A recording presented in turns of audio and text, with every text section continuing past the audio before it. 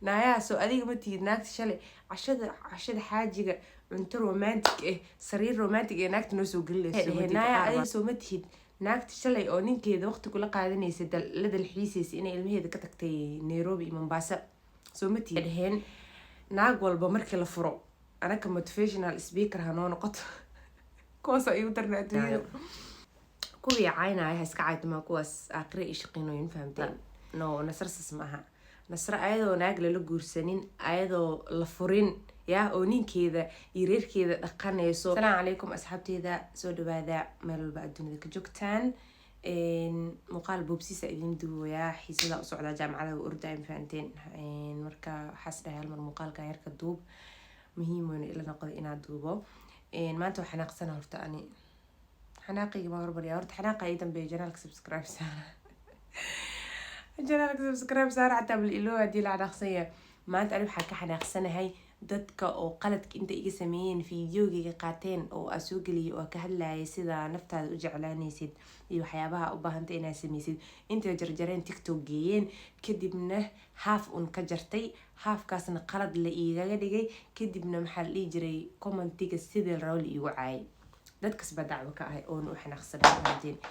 horta kuwii caynaya iska caydma kuwaas aakhire iyo shaqinooyin fahamteen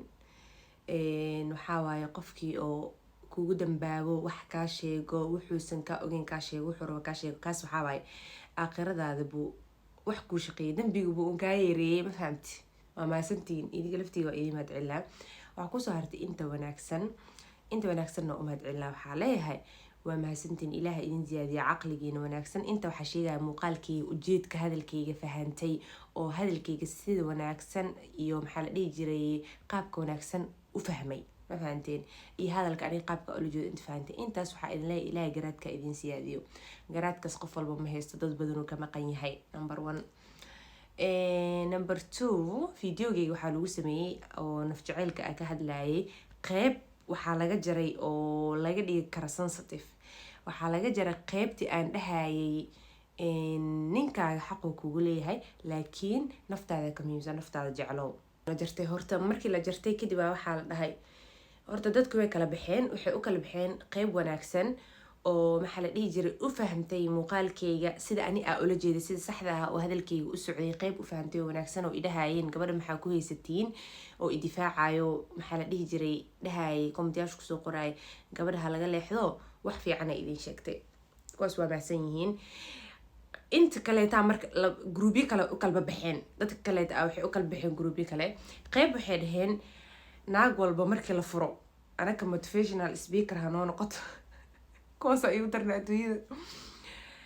kuwa waxay dhaheen waa lala aroosay ninkii ka tagay waxay u leedahay naftiina jeclaada waa lala guursaday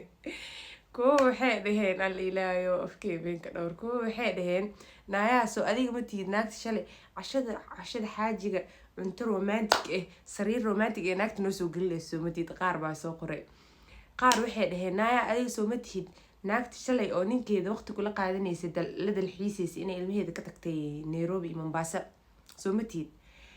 qaar baa waxay soo qoreen laba maalina skin care la marsaday laba maalina gym aaday kadib motivational speaker la isku malay wallahi bilaa dadkeena maruu iga yaabiyaa marnuu iga qoslisiyaan ani like hadda waxaan aqsanayaa waa isakiin dhahoyaa laakiin xaqiiqada marka ka hadlo wallahi waa ku qoslaa yani si u fikirayaan garaadkooda ku qoslaa horta number 1 haddaa idin dhahay naftiina jeclaada ma aha inaa la ifuray haddaa dhahay maxaa la dhihi jira naftiina jeclaada micnaheeda ma aha in la guursaday haddaa idin dhahay naftiina jeclaada naftiina wax walba ka hormariya micnaheeda ma aha inaa motivational speaker ahay yacni waxaas aa ka fikiraysiin ama qaabkas dhan ma ahba sheekada midda kaleeto oo aa inaa idin weydiiyo ma waxaa arki jirteen gabdhaha markay soo niyad jabaan markay lasoo furo markay maxaa la dhihi jira waxaas ku dhacaan oon dhaho naftiina jeclaada no nasrsas maaha nasra ayadoo naag lala guursanin ayadoo la furin yaa oo ninkeeda iyo reerkeeda dhaqanayso dhinacna ka daryeelayso familigeeda waqti ka siinayso haddana waxay idin dhahaysaa nafihiina jeclaada walaalayaal goormay ceeb noqotay ii sheega walaalayaal hadalkaas goormuu ceeb noqdo goormuu noqdo wax la igu caayo bismillaah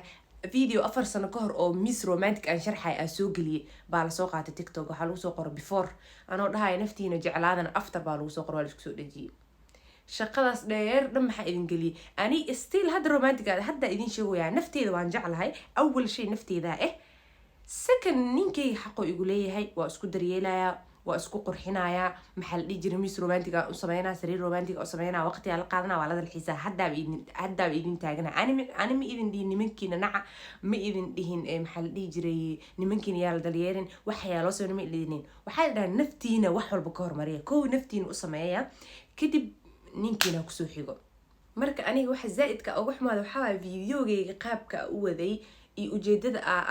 la damacsanaa iyo maxaa la dhihi jiray yani qaabka u fikiraya inuu gabdhaheena u dhiirigeliyo ee ani qaab kale iigu soo gadiyey ma fahamtay soomaalida waxay dhahaan nab iyo naar yaa kulul yacni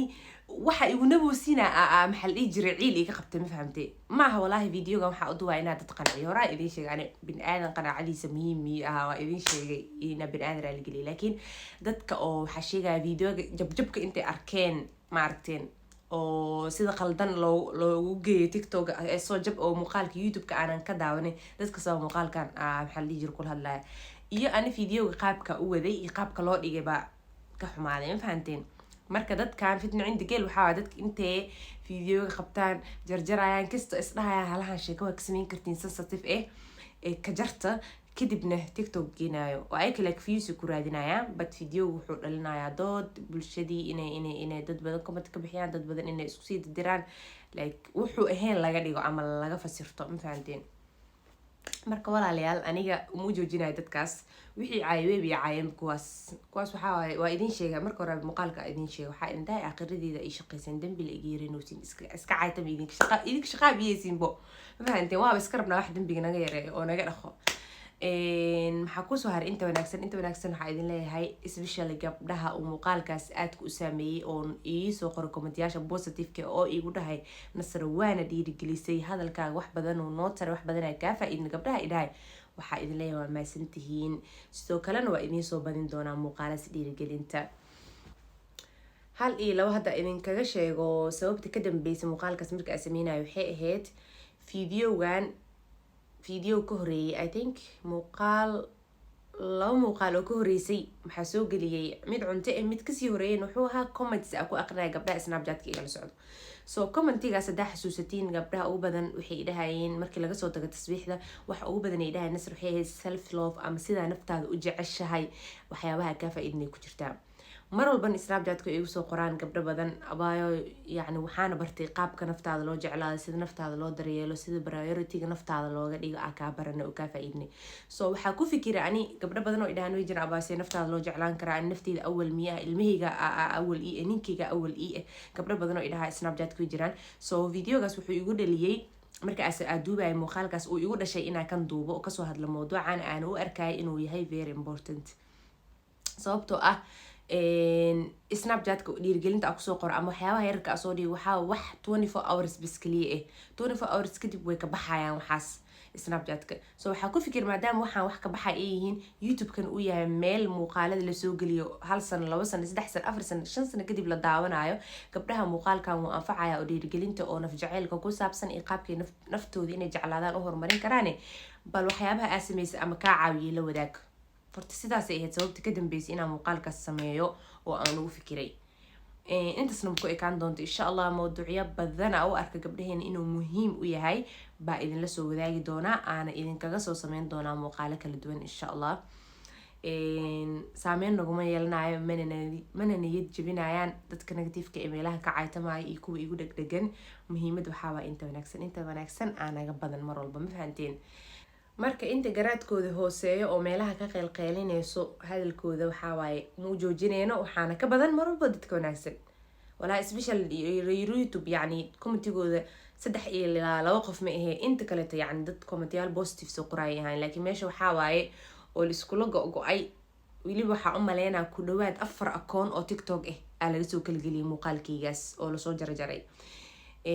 hal akoonna waxaa laga soo geliyay muuqaalka oo miss romantic aa sameeyay 4 sano ka hor iyo muuqaal hadda aa hadlaya alisku soo dhijiya lasoo agdhigay marka saa idin sheega waaye insha allah wayna socon doontaa dhiirigelintiina idinkana hadda inta daawanaysa muuqaalkan hoos iigu soo qara mawduuca yani gabdhahayga sheega gabdhaha oo iga faa'iideysanayo oo u arkaan dhiirigelinteyda wax weyn iisoo sheega mawduuca aad jeceshihiin hadda waxaa kasoo hadalnay self love so waxa aad jeceshihiin aa kasoo hadla iisoo sheega oo maxaa la dhihi jira aa idin soo diyaarin doona insha allah next time oo as leedihiin waa dhiirigelina idin noqonaysaa waa ka faa'iideysan kartaan anigana waa idin lasoo wadaagaa horta mid aada liisoo weydiinaya waxay ahayd jimka ama miisaan dhimista waxyaabaha ku saabsan insha allah kaas waxaa rajeynaya inaa isagana kasoo hadlo hadduu alla idmo waxyaabo oo tips ama idin caawin doono oo as leeyahay adig way ku caawiyeen ani wax walba markaa hadda idin soo gudbinayo ma ka fiirinayay maxaa hebel ka hadla ama maxaa meel ku qoran muhiimadda waxaa nafteyda ku dabaqayaa aniga maxaa ii shaqeeyey ani nasr ahaan maxaa ii shaqeeyey wixii ii shaqeeyaana idinla soo sheer karin doona insha allah waana ku mahadsantiin muuqaalkan aad daawateen oo boobsiska lagu dawaayo waxaa waaye intaasa muuqaalkii kusoo gabagabeynayaa hadda ilaa inta soo gaartay aada umahadsan tahay muuqaalka laagtaa ka ilaawin